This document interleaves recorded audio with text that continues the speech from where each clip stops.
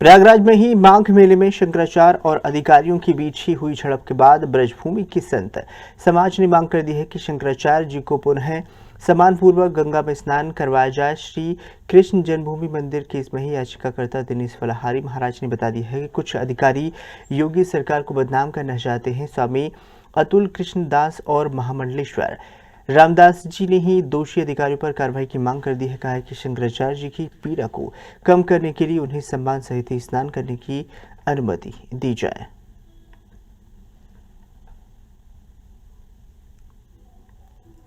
कुंभ में जो शंकराचार्य भगवान का अपमान हुआ है, आपको मैं बता दूं, शंकराचार्य का जो पद होता है, हमारे यहाँ शंकराचार्य भगवान बोला जाता है, वो भगवान के समान है, शंकर के समान है। इसलिए मैं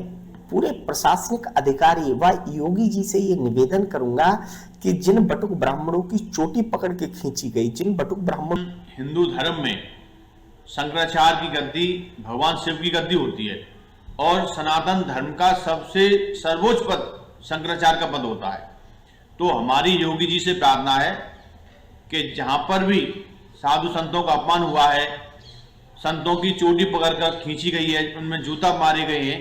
तो ऐसे अधिकारियों की जांच की जाए, क्योंकि कुछ समाजवादी विचारधारा के अधिकारी भी इस सरकार में की जय हो। सबसे बड़ी बात यह है, जो शंकराचार्य भगवान का जो पद है वो शासन से सबसे बड़ा पद है। यहाँ तक कि उस पद की महिमा तो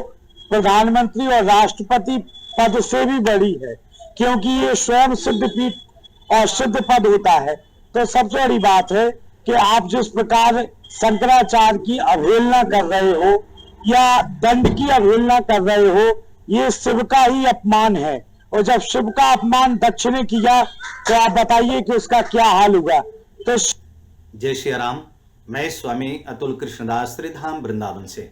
मैं समस्त सनातन धर्मावलंबियों को हाथ जोड़ करके राम राम करता हूं और साथ में यह बताना भी चाहता हूं